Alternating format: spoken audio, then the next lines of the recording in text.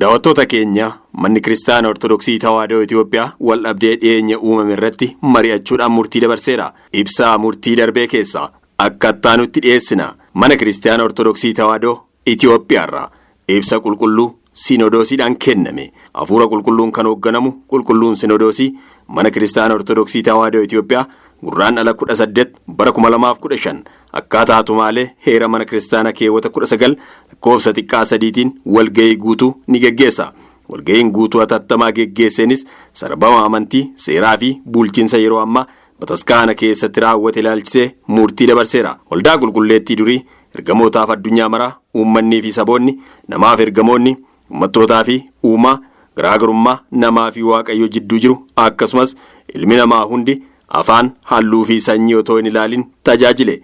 Mana Kiristaana qulqulleettii dhiiga Kiristoos irratti hundeeffamte bara hundumaa qormaata ishii muudate hunda bira dabartee umurii keenya geesseetti jedha ibsi kuni. Adeemsi mana Kiristaanaa sabaa fi afaaniin adda baasu sadarkaa addunyaatti waan ajaa'ibaa ta'us akka caaffata qulqullaa'uu fi barumsa ortodoksii irraa adda ta'e mana Kiristaanaa haala seenaaf tartiiba ishee wajjin waliin simanne haleelamtee tarkaanfiin kun qulqulluu Sinodoosii baay'ee gaaddisiisa jedha ibsi kuni. Dhiyeenya kana Phaaphaasonni biyya keessaa biyya alaa seera amantii sirna bulchiinsa hunda cabsee fi mana amantichaa diiguudhaaf hojjetame irratti mari'ateera. Haaluma kanaan jedha ibsi kuni. Gurraandhala 14 bara 2015 gochi baay'ee nama gaddisiisuu fi kan beekamtii Sinodoosii hin qabne bataskaana Baala Waldii kan magaalaa Walisootiin ala ta'e aanaa Sooddoo Daacii lallabaa kibba lixa Shawaa keessatti argamtu keessatti raawwatame.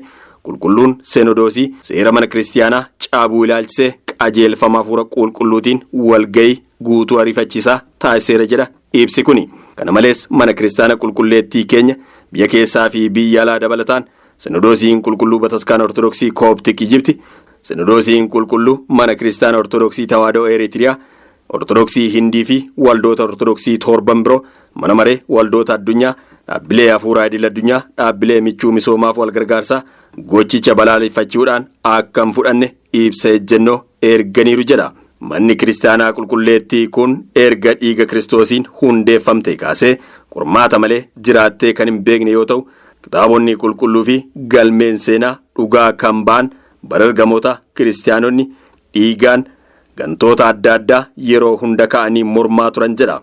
Ammas ifatti humnoota alaa fi keessaatiin qoramaa jira jedha ibsi kuni. Kanaaf ammoo Gurraandhala 14 bara 2015 lallaba kutaa kibba lixa Shawaa aanaa Sooddoo Daacii waldaa Baala Waldii keessatti hooggansa abbaa Saawuroosiin darbaminsa mana Kiristaanaa baay'ee nama gaddisiisu kan Sinodoosiin hin beekne kan nama qaanessu jedha ibsichi. Hooggansa abbaa Saawuroos jalatti abbootii amantaa lallaba 26 maqaa seeraan ala ta'e kennuudhaan seeraa ala mana amantaa Phaaphaasiitiin durfamutti ramaduudhaan seera mana Kiristaanaa cabsuu seera mana Kiristaanaa amantii addaan qoodutu hojjetame jedha.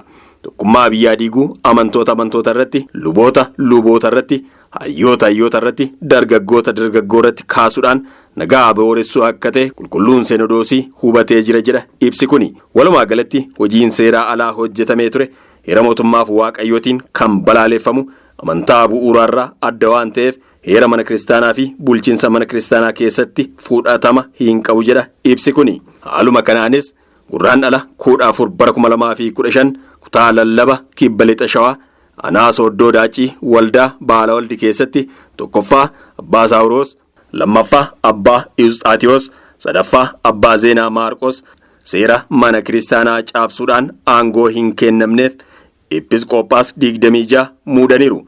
Qulqulluun Sinodoosii mana Kiristaana Ortodoksii Tawaahidoo Itoophiyaa hafuura qulqulluutiin durfamu uummata Kiristaanaa biyya keessaa fi biyya alaa jiraatu gowwoomsuudhaan gocha gaantummaa fi garee dalaguu raawwachuusaa balaaleffata ibsi kuni. Kanaaf jedha akka ibsa qulqulluu Sinodoosii kanatti aangoo fi maqaan isaanii walgahii guutuu Sinodoosii qulqulluutiin waan murtaa'eef har'a Gurraandhala 18 bara 2015 irraa eegalee maqaa isaanii duraatiin kan waamaman ta'u. Yeroo tajaajila hafuuraa bataskaana keenyatti jireenya isaanii keessattis ta'e du'aan darban tajaajila hafuuraa tokkollee akka hin arganneef qulqulluun Sinodoosii isaan balaaleffatee mana Kiristaanaarraa addaan isaan fo'eera. haa ta'u malee balballi araaraa mana kiristaana qulqulleetti yeroo hunda banaa akka ta'ee fi akka qajeelfama seeraa fi mana kiristaanaatti kan fudhannu ta'uu namoonni dhuunfaa balaaleffataman armaan olitti ibsaman seera cabsuu isaaniitti qalbii jijjiirratanii dhiifama yoo gaafatan dhiifamicha kan argatan ta'uu sinodoosichi ibsasaa kanaan beekseera. Namoota dhuunfaa aangoo sinodoosii qulqulluu fi mana kiristaanaa mormuun seera mana kiristaanaa cabsuudhaan kaka'umsa argatanii maqaa Phaaphaasii arganne monoksoonni jedhaman 25 karaa seera alaatiin qajeelfama seeraa fi mana kiristaanaa cabsuu waan argameef aangoo lubummaa guutuu daaqunummaarraa isaaniif kenname haqamuudhaan gurraandhala 18 bara 2015 yaa'ii guutuu sinodoosii qulqulluutiin mirkaneeffameera jechuudhaan ibsa. Abbaa Tsaggaa Za'aab Addunyaa walga'ii guutuu atattamaa sinodoosii qulqulluu dura seera cabsuu fi amala seeraan alaa isaanii hubachuudhaan dhiifama gaafachuudhaan mana kiristaanaa isaan gaafataniif sinodoosiin qulqulluun fudhatama dhiifama gaafachuu kana mirkaneesse. Balballi araaraa mana kiristaanaa yeroo hunda banaa akka ta'ee fi akka qajeelfama seeraa mana kiristaanaa akka fudhatamu labsina jedha ibsi kuni. Seeraa ala ta'uu fi seera cabsuu seenaan kan dhiifaman gooneef ta'uu ilaalcha keessa galchuudhaan dhaabbilee fi namoonni dhuunfaa maallaqa karaa kamiinuu isaan deeggaraa turanii fi jiran hundi amala seeraa alaa kanarraa akka of qusatan qulqulluun sinodoosii cimsee dhaamsa dabarsa jedha ibsi kuni. Qulqulluu sinodoosii mana kiristaanaa ortodoksii Tawaahidoo Itoophiyaa gurraandhala 18 bara 2015.